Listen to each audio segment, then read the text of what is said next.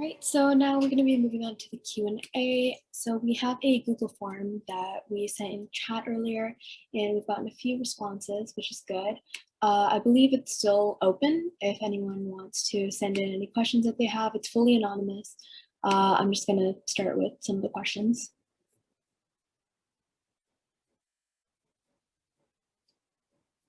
All right, so the first question is, what coping techniques would you suggest for youth? Is there a good way to deal with strong emotions?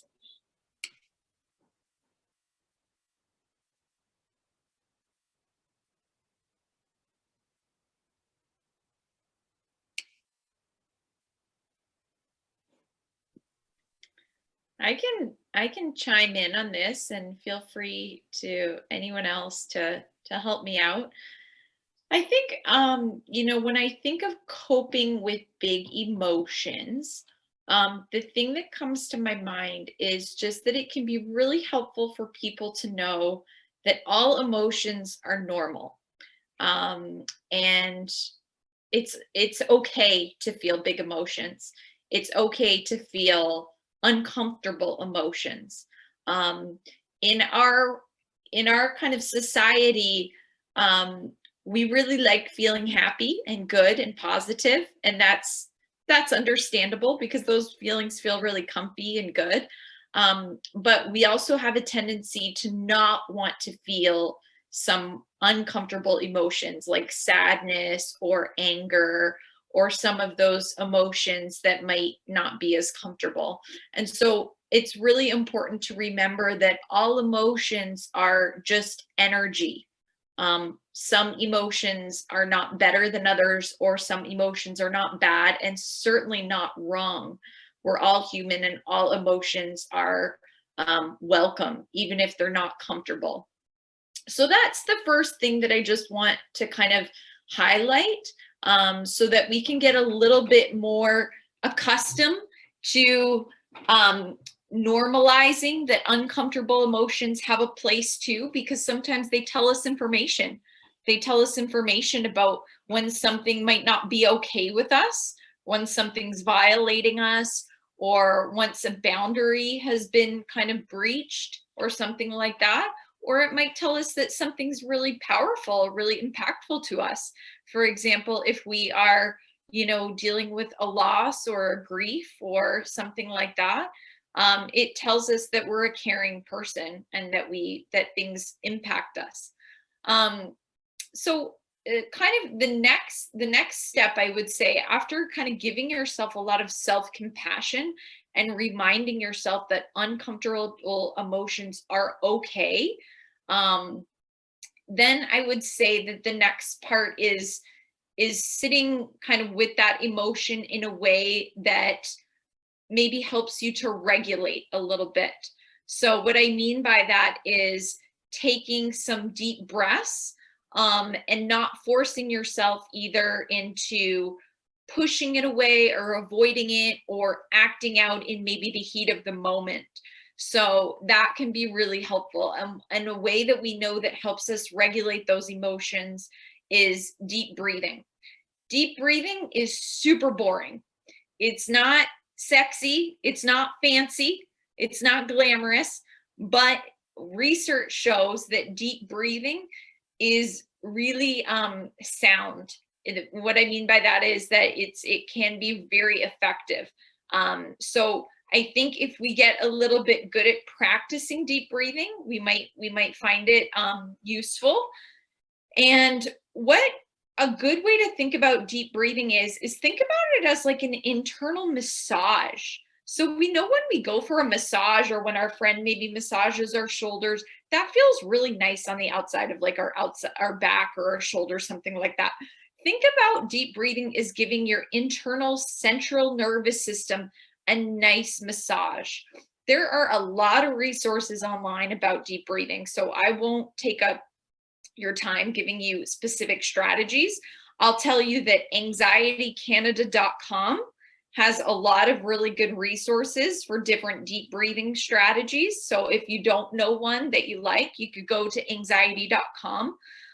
You could also download an app like Headspace or the Calm app.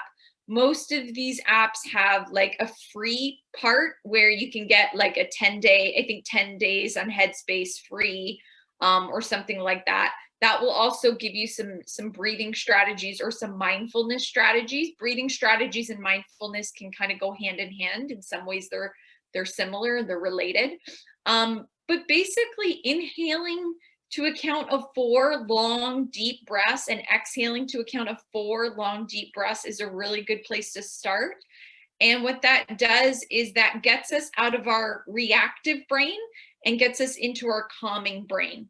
So whenever we feel distressed, our brain automatically goes into fight or flight mode, which means that we're not always able to make really kind of thoughtful decisions in the moment. It means that we're acting out of that distress, whether that's fear or panic or anger or something like that. So what we want to do is we just want to give our body an internal massage, calm the central nervous system, and that lets our brain kind of calm down, get out of that immediate fight or flight response and go into what we call like the thinking part of the brain, because we might need to take some action later. It doesn't mean we need to take action that moment, but it means that maybe it lets our brain make a choice like, I need to leave the class right now to get a glass of water, or I need to tell my friend right now that I can't continue this conversation or this conflict because I need to take a break. It lets you make some good decisions like that if you're in a high moment of distress. So those are just some ideas. Yeah, thank you. Those are really, really useful for anyone watching. So another question that I received is, what are some strategies for dealing with intrusive thoughts? And it's directed at anyone.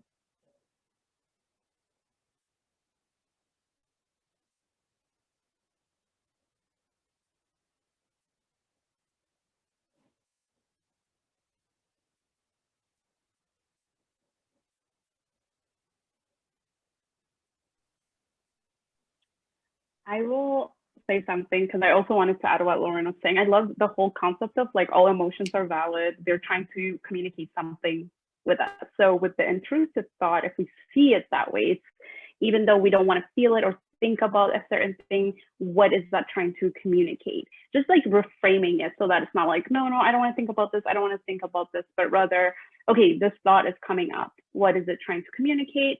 And one thing that works really well to kind of process our emotions and our thoughts is journaling. Maybe I'm a little bit, I'm missing the word. I like words. I love writing. I love reading. So journaling just comes very naturally to me. But like journal your thoughts, see them in front of you, or type it out on your computer in your notes app.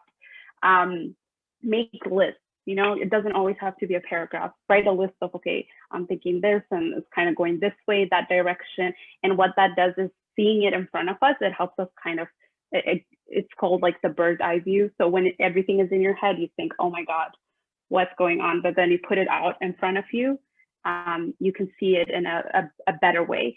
So, and another thing I wanted to say, like if writing is not your thing, you don't want to keep a journal, you don't want to write it on your phone or anywhere else. Well, another thing a friend told me that I thought was so great is that do voice notes, just like talk it out and then just release it. I think that's the most important part. If emotions are valid and they're just trying to communicate something, just release them and see what they're telling you. And then use the anxiety techniques that was shared just now. I kind of clicked on it and it looks pretty good. So yeah, just some ideas. Yeah, just to thank add on you. to the, sorry, Oh, just go to for add it, on go to for it. that too, if journaling isn't your thing, like writing the words down, another really good way too, which I've used with a lot of my kiddos, is just drawing. If they're really artsy, drawing down your feelings, your emotions, and or your thoughts or whatever is going on, it can be really positive as well to get it out.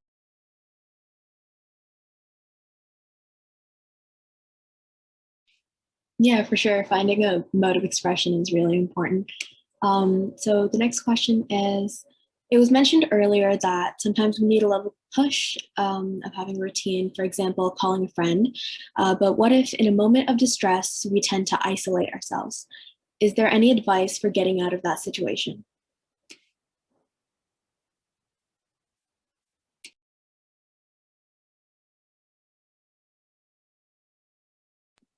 Sorry, do you mind repeating the question one more time? Yeah, of course.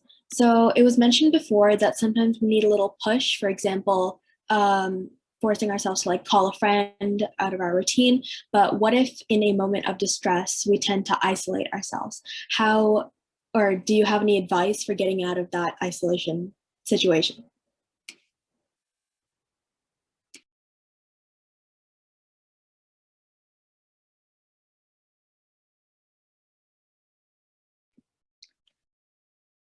The idea that comes to my mind is do something small.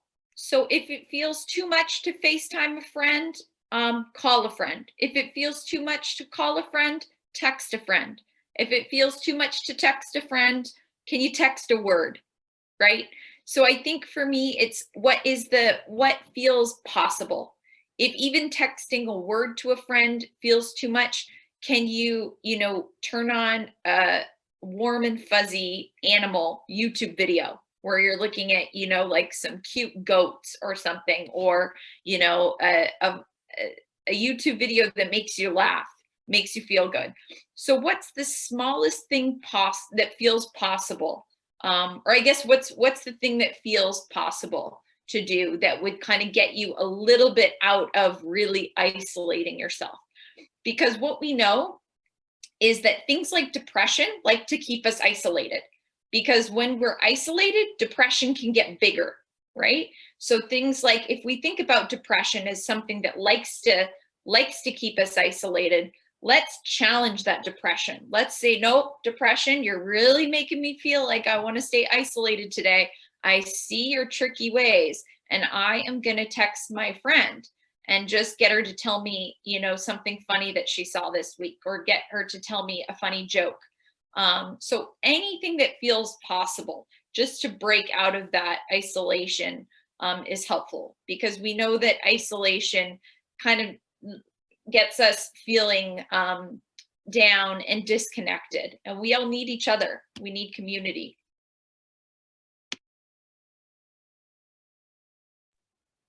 Yeah, for sure. Thank you.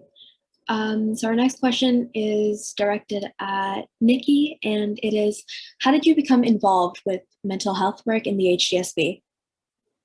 I heard about Student Senate that the HGSB has, and I was really interested and wanted to be involved in that and representing student voice. So I emailed my principal and he let me represent my school. And then once you're a part of it, it's really, really easy to start getting involved in all the initiatives that are there. And just when they go to, or they let you know about a new opportunity and they're accepting applications, you just have to put yourself out there and see what happens. So that's pretty much how I got to be involved with all of these different initiatives. And feels really, really like fulfilling to be able to try and help students within the HGSB with their mental health, especially during COVID when it's getting harder and harder. So yeah. Yeah, that's awesome. So our next question is directed at Merit, and it's, I feel left out because my friends have been able to hang out together in person, but I haven't, not to mention the fact that I'm in virtual school and they're in person. How can I maintain these relationships in other ways other than online? Yeah, that's a great question. So here's the thing. So everyone has moved online. The pandemic came, we are all online. And the one good thing that's happening with that is actually a lot of good things are happening online too, a lot of activities. And so how you can maintain the relationship with your friends is what I've talked about with try to figure out virtual ways to hang out with them. So get together just to chat, games, paint night, try to find creative ways and see how they feel. But also you said, okay, how can I maintain these relationships in other ways that is not online? So then we have to kind of like define, okay, what is not online, right? So one thing you can do is, I think a phone call is very different from like texting, social media, likes and all that. So try to figure out a way, scheduling a call to connect with them. that's one way. Another thing that is that's not online at all is if you can get together with your friends and like go for a walk. And that is also good because you're outside, you can stay separated enough, you know, the 6 feet, whatever distance you need between you. And it's just like a safer way of doing things. So you can just go for a walk, go to parks. You can even play like foosball and activities where, you know, it's safe enough, you keep your safe distance, but you're still doing things with your friends. I think that's like the most important thing, like doing things together. So yeah, like that's not online, is like get together. I think the outdoors are so underrated now. I mean, they're free, they're out there, like the parks, the sidewalks, they're there, they're waiting for us. So think about creative ways, like what do you and your friends like doing? Maybe you can be the one to say like, hey, let's meet at a park and play or do something together. You can do a picnic, you can maybe just bring your books and study together. Again, just kind of being aware of like doing it safely, following the guidelines for COVID. So yeah, I think go outside, honestly. That's the best way right now when everything is closed down. There's nothing else we can do. I have found just being outside a good way to do things with people in a safe way. And it doesn't cost anything. So take advantage of that. I hope that was useful. And I do want to add that like we are all kind of going through this together. My work revolves around this, but this is just, we're all just figuring it out as we go along, right? So I do encourage you to really just pay attention to your needs, your own relationships, your own environment, and just try to get creative and think about ways to maintain relationships. And I did want to add one thing that's not like in person, and that I've been finding very well is that events are happening, like I said. So go on Eventbrite. You can search it by interest. Like, do you like arts? Do you like music? Do you just like talking about a topic that's of interest to you? Search it up, see what's happening. You can filter it out by your age group. You can filter it by interest. You can filter it by when you're available, and attend those things and see what sticks. It can be really fun. You can find really, really good events that are just like really good. Yes, sometimes it might not be that interesting, but that's just the nature of things. So I really encourage you to kind of go out there and invite your friends. Be like, hey, I found this book club that's going to be talking about this book. You want to go with me? So again, get creative. And I hope that was useful for that. That's it. Yeah, for sure. Those are some awesome suggestions. The next question was actually also directed towards you, and it was, how did you get into the career of digital wellness? Yeah. So basically, how did I get into it? I quit Facebook in 2012 because I was actually in high school, and I noticed that I just had this like need to always go on like my phone, or at that time I didn't have a phone, so like on my friend's phone. I was always thinking about checking my notification when I got home, and it just bothered me. I'm like, this is not right. This doesn't feel right. I just want to be person and not always think about checking my notification. And that just kind of started this thought process of like, okay, something is wrong here. So, and then a few years later, 2016 is when there's a lot of work being done now. People start talking about this, like what's going on? What is social media doing to us? What is our smartphones doing to us? And I was just paying a lot of attention, reading about it, writing about it. I had like a blog that I just like would experiment. Like I would quit social media and talk about how that went. Kind of turn my phone and like very like, you know, block things or remove apps, and then how did that work? So just always thinking about like, how can I apply this? And so what happened? And then my background is, you know, I've done like youth work, social services, mental health, peer counseling. That's like my schooling plus what I did after I graduated. And I've always thought about like, how do I communicate this with people, because it's so important. And anytime I say, oh my God, the phones are doing something to us, everyone's like, yes, I'm always on my phone. I'm always on social media, but it just kind of stops there. So I'm like thinking, okay, like how can we move the conversation forward? How could we do things? So I found this, I don't know if you're interested in doing this digital wellness career. If you are, please do it, because we really need to talk about this. Like this needs to happen. But so there is a certification that happens, like it's teaching you how to basically teach digital well-being to others, like coaching / consultation. So I took that and it just brought like my education, my background with social services, and just my passion and how I cared about it. I just brought that together, and I do this now, and it's been great. I get to do something that is important and that I'm passionate about, because it's made a huge difference for my life, being aware of these things. So that's just how I kind of ended up here. It's not the most official career out there. But yeah, if you're interested, I don't know why this question was asked, but if you're interested, get into it. We need more people talking about this very important topic. Yeah, thank you. So the next question we have is directed towards Lauren, and it is, what are some general symptoms that are a hint that we should seek help? That's a really good question. I think if you have any desire to seek help, just come seek help. No problem is too big or too small. So that would be my advice, is that you don't need to wait until your problem feels super big. Any problem is worth getting the support that you need. Folks at Rock, we are happy to support you with anything, whether it feels small to you or whether it feels big to you. So that would be kind of how I would start to answer that question.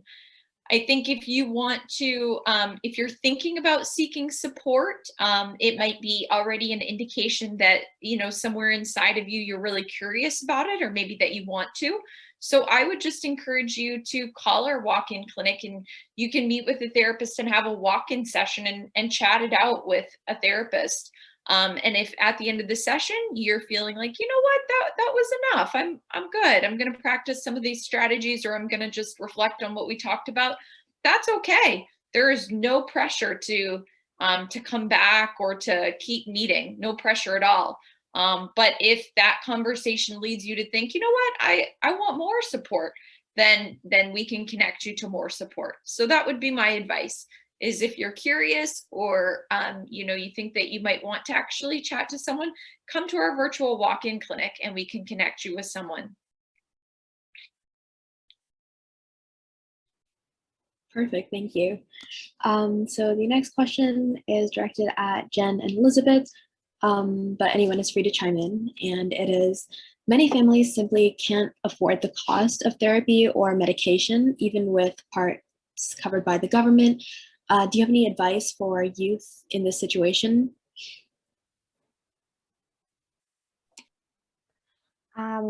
Yeah, so that can be a big barrier and definitely very challenging. So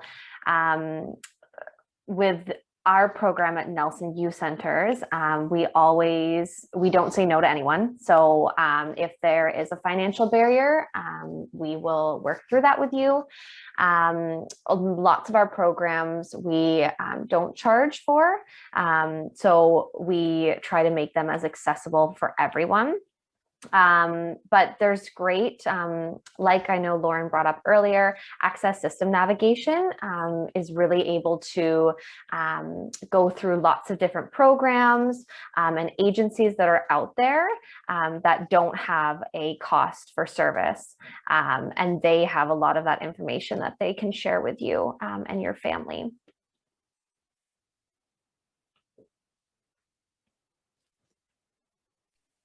Awesome, that's perfect. And the next question is directed at Lauren once again.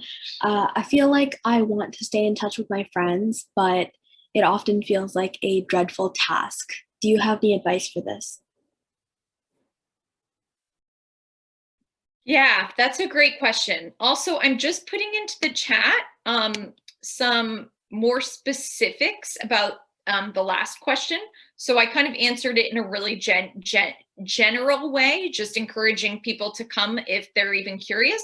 But this, if you're really looking for some specifics, maybe you can look at some of the things here that I mentioned in terms of lack of sleep, change in appetite, change in mood, feeling tearful or crying. Those are kind of more specifics, because I do realize some people really want some specific signs. So about your next question, I think, a lot of us have talked about how it's really hard to connect right now when we're low on energy. We know we should do it, but it feels really hard. So my advice would be to kind of set up something regular with a friend, because then it takes kind of the pressure off you to actually book something every week. So if you have a friend that you feel comfortable with, just say, hey, let's plan a phone call on, Tuesdays and Thursdays after school, or let's plan, a distanced walk if we can on, every Saturday or every other Saturday. So one thing is to make it a little bit more of a routine, so that it's just Tuesday comes and you call your friend, and, worst case scenario, one of you can't, but it's just in the calendar and you do it. Another piece of advice I have is to think of something that you've done or that you've heard about that sounds genuinely fun. So sometimes at the end of the week on a Friday night, I have no energy to talk to a friend, right? I don't have energy to say, how are you feeling? And this is how I'm feeling. And sometimes I'm just beat. So all I want to do is I want to watch Netflix. So in those cases, sometimes I plan a Netflix. It used to be called the Netflix party. I think it's called something else now, where you watch a movie with a friend. That's still connection. You don't have to have a long, deep conversation with a friend every time, right? Sometimes we don't have energy for that. But planning to watch a Netflix show together, whether it's through Netflix or whether it's just you both have your own laptops open and you're watching the same movie, and maybe, you're chatting like, oh, haha, that was a funny scene, or, I can't believe that happened, or something like that. Or there's, a lot of new creative games or even virtual escape rooms these days that people are doing. So that's another piece of advice that I would have is don't always feel the pressure to have really long, deep conversations every single day, because sometimes we don't have the energy for that. But if you can do something even side by side with a friend, and on the days that it takes too much energy to text or to call or to FaceTime, see who's in your house, right? It doesn't mean that like you have to go down and have a long, deep conversation with your parents or with your sister or brother, but maybe you could do some you could watch a Netflix show on your laptop next to them doing some work on their laptop. And proximity is still connection. You don't have to necessarily even be talking sometimes, right? But just to be in the same room, go down and sit in the living room, or go down and sit in the kitchen where someone else in your family is, so that you have close proximity. And on the days that feels really hard, see if you have a pet that you can cuddle with, or see if, you have something like that that still gives you a sense of connection.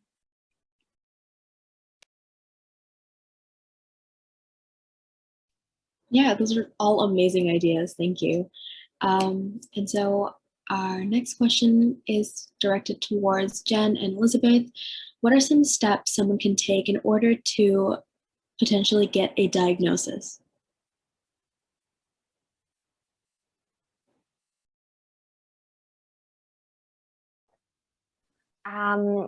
I'm thinking that question may be more applicable to Lauren at Rock. Unfortunately, Nelson, we don't have anyone on our team. Yeah, we don't have anyone that can do diagnoses, so we would complete a referral. So I don't know if Lauren, maybe you want to take that question on?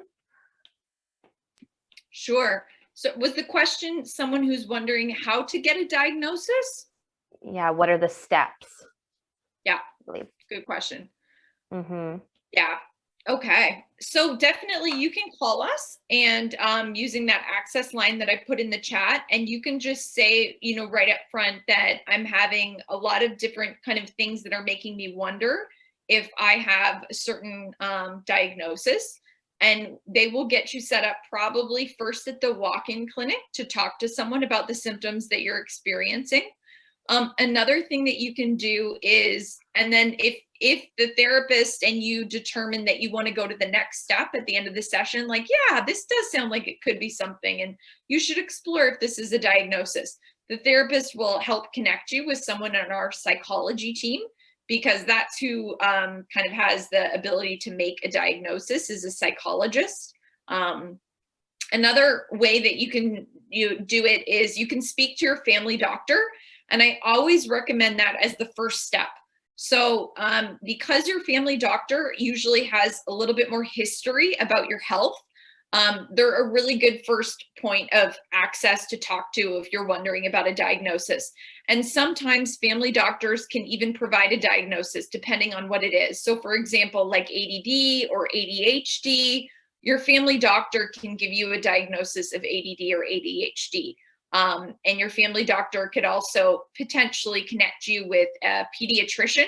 So some diagnoses require what's called a developmental pediatrician to assess. So that would be something that your family doctor, if you don't already have a pediatrician, your family doctor could put through a referral to get a pediatrician's advice. So first step, make sure you tell your doctor, because your doctor will be able to do kind of like an initial kind of assessment.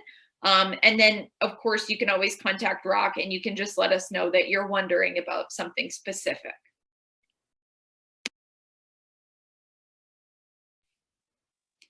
Sorry, one more thing I should just add is that at Rock, we also have a specific team, our autism services team.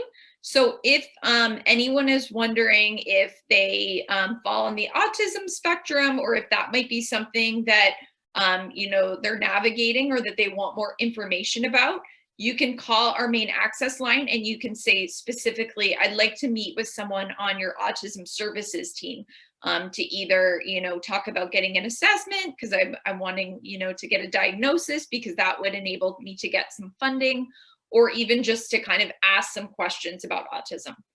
So we do have that service available at Rock too.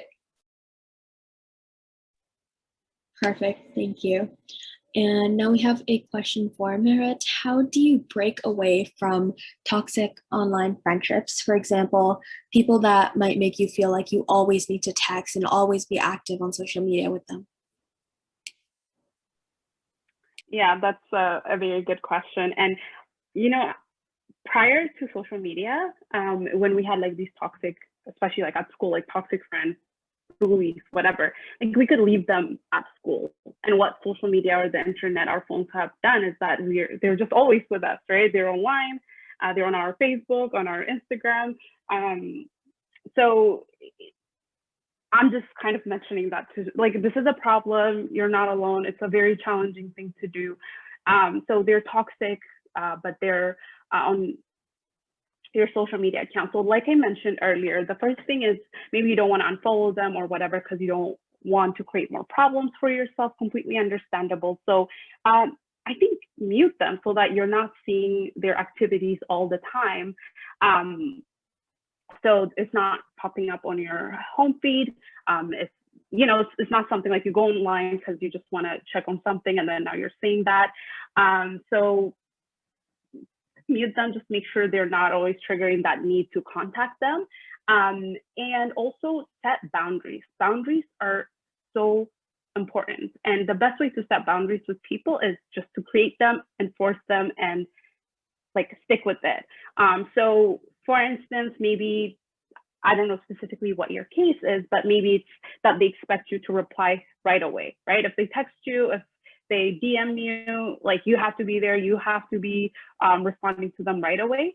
And you have to kind of set the expectation, actually, that that's just not going to happen. So the way to do that is just either be like, hey, listen, up until this time, I'm doing other things. That maybe you have class, maybe you have, family things, obligations that you need to do. So be like, I can't respond to you before this time. And you can actually train people to kind of like expect certain things from you. So if you always reply, they're going to expect that. And then when you don't do, you are the problematic one. But if you say, like, it's not going to happen, I have things to do, you have, even if you just want to relax and you don't want to deal with responding to people, that is completely fine. Like, your mental health comes before like other people's need for you to respond to them right away. So yeah, set that boundary, set that expectation. And anybody who kind of like really pushes against that, then go back and assess, like, is that your friend? Is that a friendship you want to sustain in your life? If they're just like, no, it's all about me, what I need, text me right away, be there for, like, be active all the time. And I promise you, there are other friendships that you can make that would be more respectful towards your boundaries and your needs. So yeah, set the boundaries, set the expectations, and if they're just not respecting that, then assess if that's the friendship that you want to continue or you want to have in your life. Yeah, for sure. Boundaries are definitely super important. So for the next question, it's directed at anyone, so anyone can feel free to speak up. What advice would you give to people that may have lost relationships over the pandemic, and have you experienced this firsthand?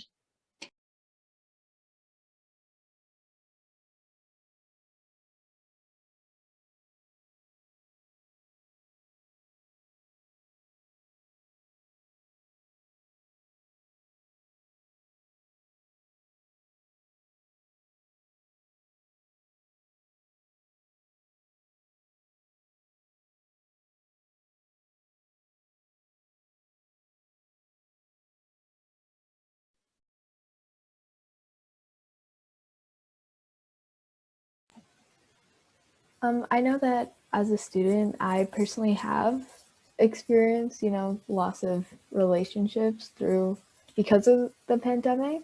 And I personally think that I could have been more understanding in some situations, that the other person could have been more understanding. But in the end, it's just for the best, honestly. If you two weren't like right for each other in the relationship, then it's just better for both of your sakes, like for both of your mental health, to stay away from each other. And I think recognizing that it was probably in your best interest to break away from that person is the first step to moving on.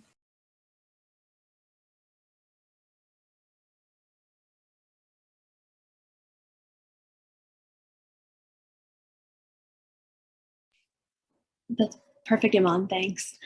So our next question is for Jennifer and Elizabeth. What constitutes a toxic parent or person, and how would you deal with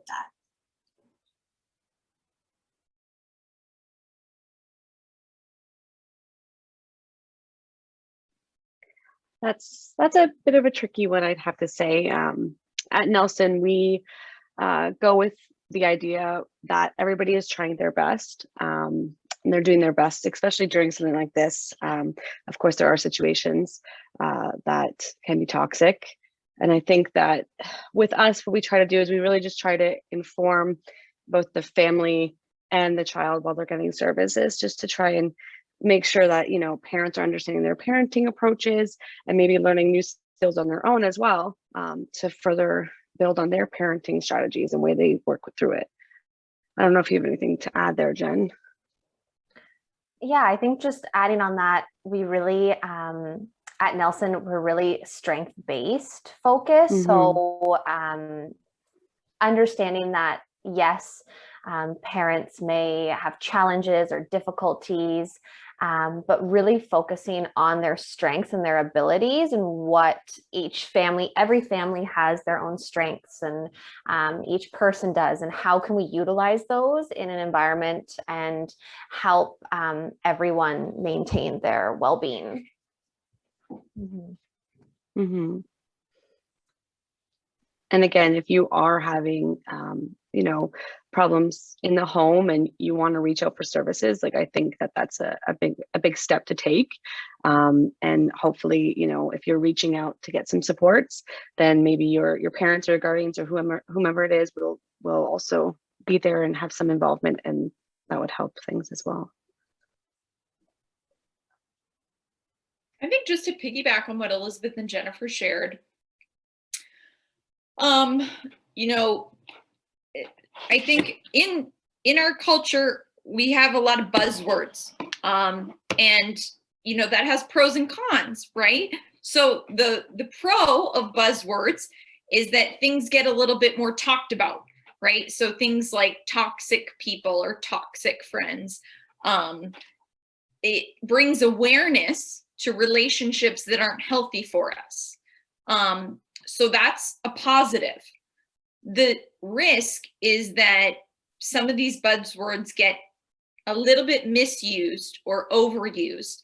And all of a sudden, you know, we're starting to kind of think, like, we hear a lot about, like, you know, toxic relationships, like dump them all or get rid of all of, you know, the people who aren't kind of like, you know, doing exactly maybe what we want them to do. So I think, you know, there's like I said, pros and cons to when kind of words get really popular.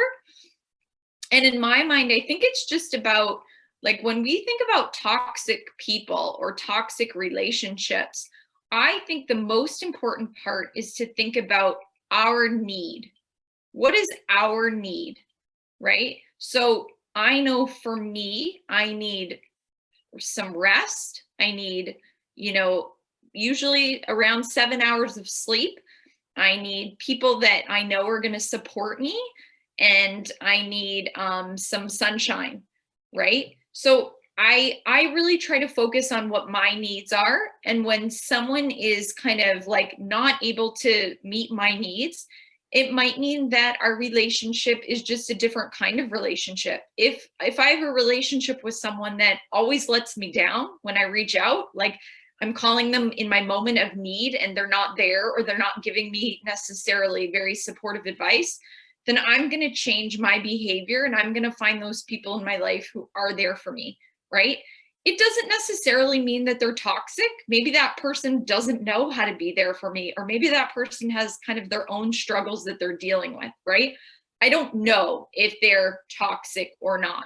What I do know is that the relationship in those moments isn't feeling good for me. So I'm going to take note of that, and I am going to do what I need to do in terms of finding the person or the relationship that I can count on in those moments of distress or those moments of need. So I think if we kind of peel back the layers of toxic relationships, we can help ourselves to find the people that are best kind of for us for different situations. I think another point just to mention is that one person or one friend doesn't have to meet all of your needs. So the person who you love to go shopping with, the person who you love to go to the movies with, that might not be the person who can hold your deepest, darkest private stuff, right? And the person who can hold your private, most deepest, darkest stuff, that person might not be able to just kind of be carefree and kind of do something that's just kind of surface level, right? And there might be times when you just want that. So I think it's about, you know, cultivating your community. That's really hard right now, but hopefully, you know, when the pandemic kind of starts to settle down, we can get back to cultivating our community and having it be really rich with all kinds of different people, because we need all kinds of different people in our life.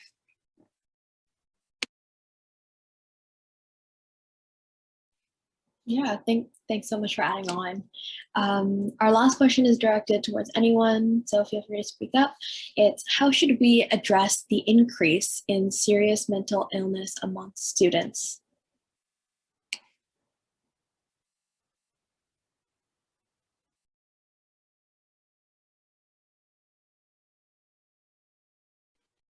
Well, sort of like what we're doing right now, just increasing the awareness and being open about it, and trying to reduce those stigmas, and just be there for your peers and your friends. And you know, if you notice somebody is down, or you're seeing signs, then just connect with them and be there for them, for sure.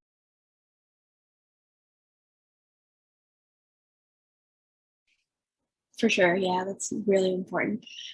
So with that question, we've concluded our Q&A, and now we're going to be moving on to our conclusion. All right, so thank you so much for everyone for coming in for our meeting today. I personally learned a lot about the different insights on mental health. So we have 4 Instagram accounts. So the Milton Action Team, North Oakville Youth Development Council, 7 Somebodies, and I don't see the slide, so I can't really tell you. And Youth Aldershot. So you can check out those accounts for some mental health challenges that we're doing every week that are going to be ending, I think, sometime this week. And if you join in on those, you could actually win a gift card. And in addition to those, there are other accounts that our representatives are hosting. So they are listed down below. So if you guys would want to kind of talk about that very briefly, since we are a little bit short on time, you could go ahead. But if not, this would be the end of our meeting. So yeah, anyone want to talk about their accounts?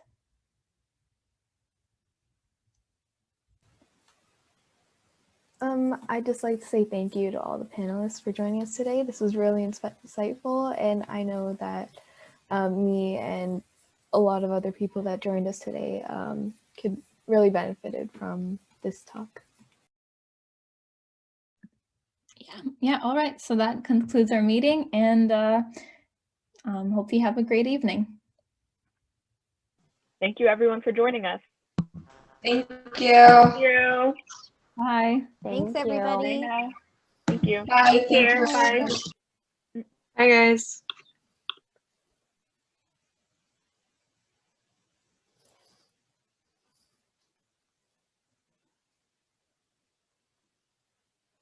Dia, can you unshare your screen?